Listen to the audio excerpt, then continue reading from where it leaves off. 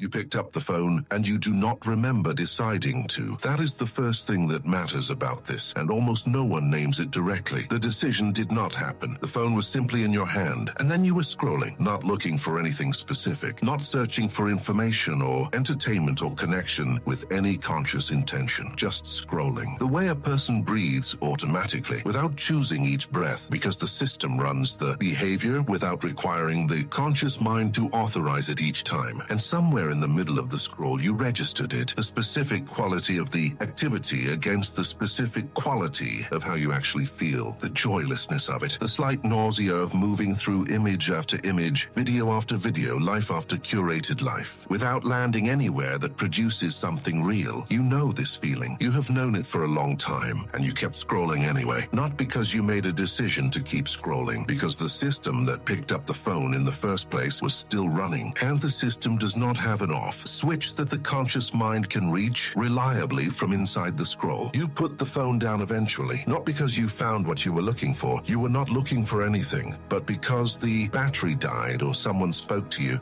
or the discomfort reached a level that finally interrupted the automatic behavior, and in the moment after putting it down, you felt something that people in this situation almost never describe accurately. Not relief, not satisfaction, something closer to shame, not dramatic shame, the quiet, specific, slightly dull shame of someone who spent 40 minutes doing something they did not want to do and cannot fully explain why they did it. Carl Jung did not have a phone, but he spent his entire career studying the psychological mechanism that produces this exact experience, and what he found about it is not what the productivity industry tells you, and it is not what the social media commentary tells you, and it is not the explanation you have been using on yourself when you try to understand why you keep doing something you consistently hate yourself for doing. The explanation most people use is willpower. They do not have enough of it. They need to build more. They need to create better systems, put the phone in another room, install blocking apps, set screen time limits that they will disable within 48 hours. This explanation is not entirely wrong. Willpower is relevant to the behavior, but it is not the source of the behavior, and treating the symptom as the source is why the systems keep failing. You do not scroll compulsively because you lack willpower. You scroll compulsively because something in you is trying to regulate an internal state that the scrolling briefly and inadequately addresses. Not the content of the scroll, the activity itself, the rhythm of it, the low-level stimulation, the constant supply of novel input that keeps the nervous system slightly occupied without requiring anything from it, the specific quality of consuming without creating, receiving without responding, being present to a stream of other people's output without having to produce anything of your own. That quality is not entertainment. It is numbing. Functional, efficient, socially acceptable numbing that is available in your pocket at all times, and that takes less than 1 second to initiate. Jung identified what the scroll is numbing, not boredom exactly. Something that boredom is sometimes confused with, but that is actually distinct from it. He called it the anxiety of the unmet interior, the specific discomfort that arises when the unconscious is pressing something toward consciousness, and the conscious mind does not want to receive it. The scroll is not an escape from nothing. It is an escape from something that is trying to be heard. What is trying to be heard is different for different people, and often different on different days. Sometimes it is the feeling you have been avoiding since the morning, the thing that happened in the conversation before you picked up the phone, the decision you have been not making for 3 weeks that sits in the background of your attention like a low-frequency hush that the scroll turns into static. Sometimes it is larger than a single event, the recurring awareness of a direction your life is taking that you have not examined, because examining it requires tolerating the discomfort of honest assessment, the relationship that is not what you told yourself it was, the work that is not what you told yourself it would become, the version of yourself you keep approaching and retreating from because approaching it requires changing, something that the current arrangement of your life is built around. Sometimes it is none of these things specifically. Sometimes it is simply the experience of being present to your own interior life without the mediation of external stimulation, which has become so unfamiliar that the absence of stimulation itself produces the anxiety that the scroll then addresses. You have been using the phone to avoid your own company, not because your own own company is genuinely unbearable. Most people who do this are not in unbearable interior states, but because your own company, unmediated, requires a quality of presence and tolerance for internal experience that was never developed because the tool for avoiding it became available before the capacity for tolerating it was fully formed. This is not a moral failing. It is a developmental gap that the technology arrived to fill before most people understood what was being filled or what the filling was preventing. Jung's concept that most directly addresses the scrolling behavior is the concept of psychic energy and its drainage. He observed that the specific quality of passive consumption, receiving stimulation without producing response, attending to external input without engaging the interior, depleted psychic energy rather than restoring it. Despite feeling restful in the moment, the scroll feels like rest because it is effortless. It asks nothing of the creative, connective, or executive functions of the mind. It requires only the most primitive attention,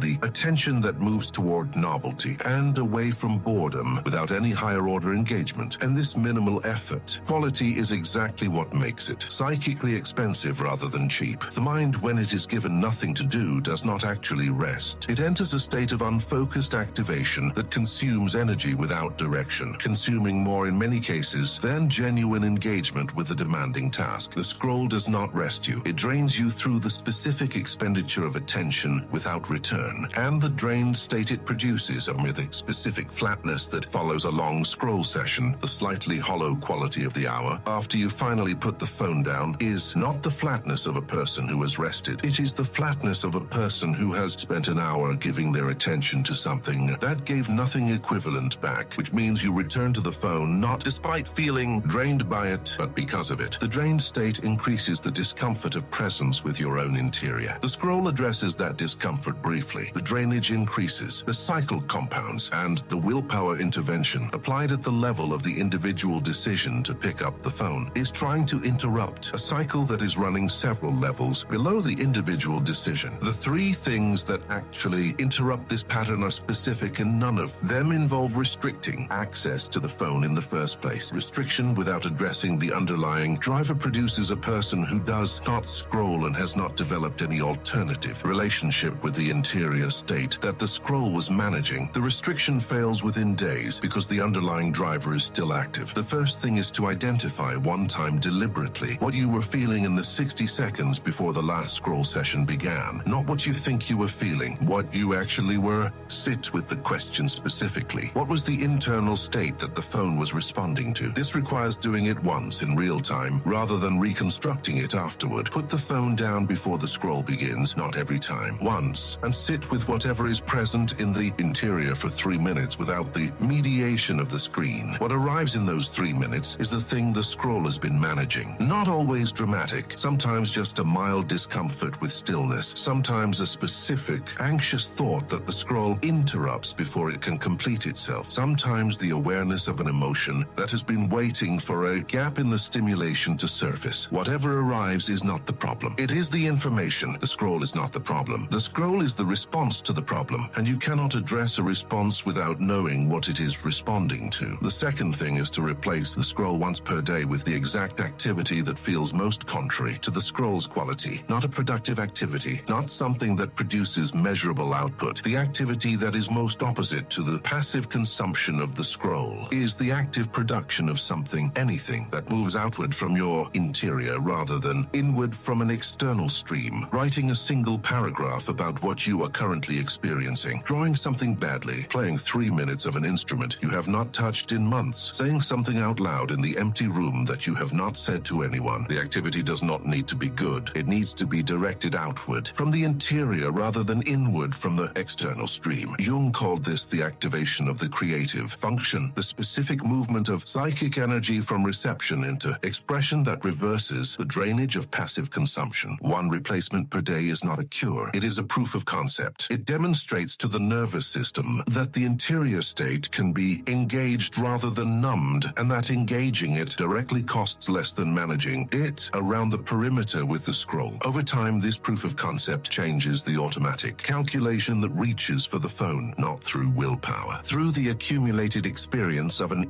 alternative that actually addresses what the scroll was managing rather than simply suppressing the behavior that was managing it. The third third thing is the hardest because it requires sitting with something most people in this pattern have not fully examined. The scrolling is not only about managing the interior state in the present moment, it is also about avoiding a larger assessment that the present moment keeps pressing toward. The assessment of whether the life currently being lived is the life that actually wants to be lived, not a dramatic existential crisis. The specific, daily, low-level awareness of a gap between the life being experienced and the life that the interior is oriented toward. The scroll is very efficient at preventing this assessment from completing itself. Every time the gap begins to surface in the quiet after a meeting, in the space before sleep, in the transition between one task and the next, the phone is available to interrupt it before it can fully form into a thought that requires a response. You do not need to complete the assessment today, but you need to acknowledge that the scroll has been preventing you from having it. And the acknowledgement alone, the specific recognition that the behavior is not just a habit, but a management strategy for something that has been trying to be addressed, changes the relationship to the behavior, not immediately, not completely, but in the way that seeing the function of something changes your ability to choose it or not choose it. The scroll chosen consciously, with full knowledge of what it is managing, is a different act from the scroll that happens before the conscious mind has had a chance to register the choice. The goal is not to eliminate the behavior. The goal is to make it a decision rather than an automatic response to an interior state that has never been fully heard. Jung spent his career making exactly this argument about every compulsive behavior he studied. Not stop the behavior, understand what it is doing. Because understanding what it is doing is the only intervention that addresses the actual driver rather than its most visible symptom.